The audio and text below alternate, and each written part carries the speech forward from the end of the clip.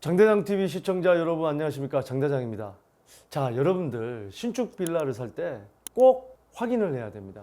자, 어떤 걸 확인해야 되느냐, 최근에 뭐 서울시 주도로 신속통합기획 재개발, 또 뭐 정부 주도로 공공재개발과 도심공공주택 복합사업 등이 있죠. 자, 이게 권리산정 기준일, 즉 아파트 입주권을, 재개발이 진행이 되면 아파트 입주권을 받을 수 있는 그 날짜가 있습니다. 구체적으로 말씀드리자면, 신축이 그 날짜 이후에 등기 이전을 했다, 신축을. 그러면은 그건 아파트 입주권을 못 받는 거죠. 소위 쪼개기 분양 같은 경우는 인정을 안 해준다는 얘기죠. 물론 그 전에 있었던 구축을 그 권리산정 기준일 이후에 거래를 하는 건 상관없습니다. 그 권리산정일 기준이 돼서 그 조합원의 어떻게 보면 인원이 다 형성이 되는 거군요. 인원을 더 늘리면은 사업성이 안 좋아져서 진행하기 힘든 경우가 많이 있기 때문에, 자, 그러면은 구체적으로 한번 내용을 알아보도록 하겠습니다.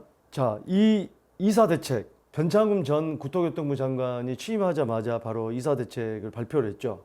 물론 뭐 자리를 얼마 지키지 못하고 떠났지만, 이 도심공공주택 복합사업은 지금 7차 후보지까지 발표를 했는데 권리산정 기준일이 2021년 6월 29일입니다. 이게 최초에는 2021년 2월 4일날 발표를 했기 때문에 그 이후부터 했다가 한 발 물러선 거죠. 그다음에 공공재개발 1차 후보지 발표는 권리산정 기준일이 2020년 9월 21일이고 2차 후보지는 지금 공고 중인데 그 기준은 2021년 12월 30일입니다. 권리산정 기준일이. 신속통합기획은 서울시에서 진행하는 거죠. 1차 후보지는 2021년 9월 23일이고요. 지금 또 추가 모집을 하고 있는데, 앞으로 추가 모집되는 거는 2022년 1월 28일이 권리산정일 기준입니다. 즉 1차 후보지가 선정이 됐지만 9월 23일 이전에 신축 분양을 계약을 했더라도 그 이후에 등기 이전이 된다. 9월 23일 이후에. 그러니까 2021년 8월 달에 신축 분양을 선분양 계약을 했습니다.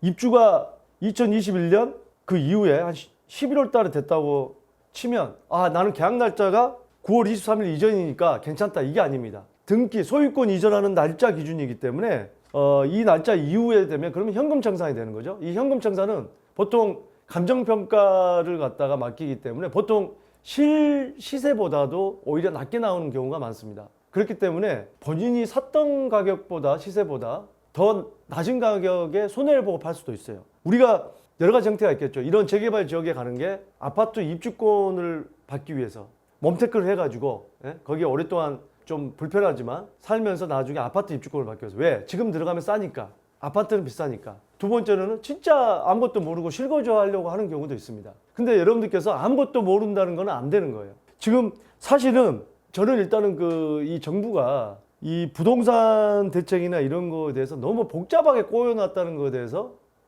잘못됐다고 봐요. 왜 국민들이 다 살 때 이거 날짜 알아야 되고 뭘 알아야 되고, 그것도 한두 개가 아니잖아요. 세법도 그렇고. 그렇게 복잡하게 해놨냐.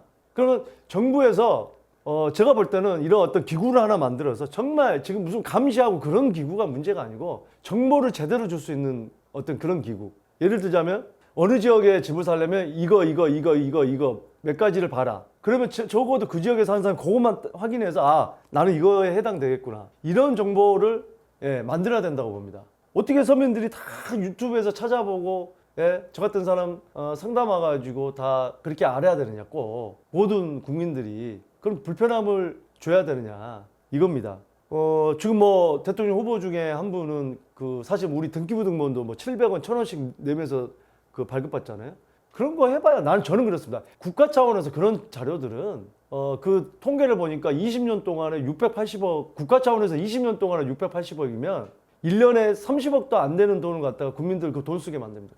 결제하게 만들고 불편합니다. 또 결제 안 되면 뭐 여러 가지 방법 해야 되잖아요. 핸드폰 결제를 해야 되고, 뭐 신용카드 결제를 해야 되고. 이거 연세 드신 분들 이거 결제 못해서 안 됩니다. 그러면 어떻게 해요? 직접 가서 동사무소도 어디 가서 뭐 발급받는 거예요. 그러니까 그런 것도 굉장히 간편화 좀 해야 될 필요가 있다는 거죠. 이 기사에 보면 한 가지 예를 들어놨습니다. 지난해 8월에 서울 노원구 상계호동에 건립 중인 빌라를 매입한 조모 씨, 34세. 채집서 살아보기도 전에 현금 청산 대상자가 됐다. 지난해 말 서울시 신속통합기획의 1차 후보지로 그 동네가 선정됐기 때문이다.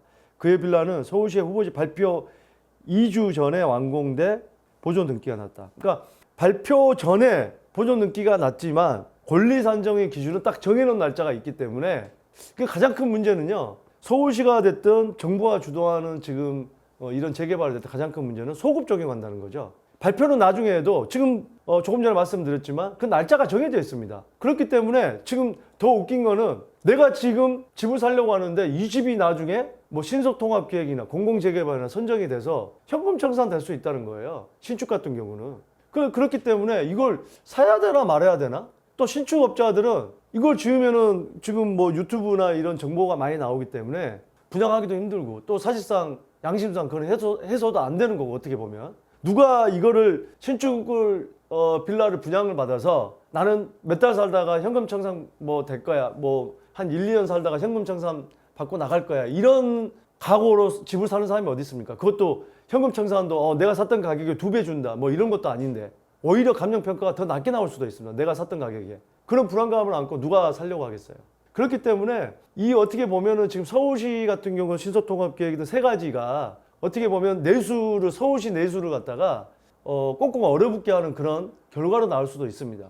물론 이제 앞으로도 뭐 2차, 3차, 4차 또 뭐 8차, 9차, 10차 발표하겠다 이렇게 나오면은 엄청나게 사드리겠죠. 아파트 새로 짓겠죠. 또 쪼개기 해서 입주권을 받게 하기 위해서. 그런 부작용이 있습니다만 이걸 그러니까 정부에 해야 될 일이 뭐냐. 불편함을 주지 않으면서 정책을 펼치는 겁니다. 소급 적용을 하지 않으면서 할 수 있는 방법을 찾아내야 돼요. 뭐 이적도 정책을 만들어서 내야 되는 거지. 깜깜이죠. 내가 지금 당장 나는 이사를 가야 되는데 지대밭인 거야. 여기 들어갔는데 여기 청산되면 어떻게? 저 지역 가면 청산되면 어떻게? 돈이 많지 않으면 내가 선택할 수 있는 곳은 선택의 폭이 넓지가 않은데 그 안에서 찾아야 되는데 갈 데가 없다는 거야. 내가 돈이 없으니까 당연히 낡은 주거 환경이 안 좋은 쪽으로 들어가야겠지만 나는 거기서 또 신축을 사고 싶은 거야. 이미 후보지로 선정된 것은 이미 너무 또 갑자기 5천 1억씩 막 올랐죠. 입지 좋은 데는 호가가 몇 억이 더 올랐습니다. 그렇게 또 주거 어떻게 들어갑니까? 그러면은 선정될 수 있는 지역을 가야 되는데 다 그건 또 소급 적용. 나는 또 어쨌든 나중에 아파트를 받고 싶지만 지금 현재는 그래도 비교적 새 빌라에 살고 싶다. 이런 사람 부류도 있거든요. 그렇기 때문에 지금 굉장히 난감한 상황이 됐다라는 거고 어찌됐든 우리가 제가 늘 말씀드리는 게 정부의 정책이라든지 뭐 세법이라든지 이런 걸 몰라서 굉장히 나중에 뭐 후회하시는 경우가 많고 억울해하시는 경우가 굉장히 많은데 저한테 상담 오시는 분들 중에 이런 억울함을 없애야겠다. 그러기 위해서는 미리 알고서 여러 가지를 행해야겠다. 이런 말씀을 드립니다. 자, 오늘 이 영상이 여러분들 여러 가지 결정하시는데 도움이 되셨길 바라겠습니다. 이번 주 목요일 1월 13일 아침 8시 반에 시작하는 KBS 1TV 아침마당에 4인 4쌤이라는 주제인데 네 번째 주자로 제가 부동산 전문가로 바로 이번에 절세 전략에 대해서 방송을 해드립니다.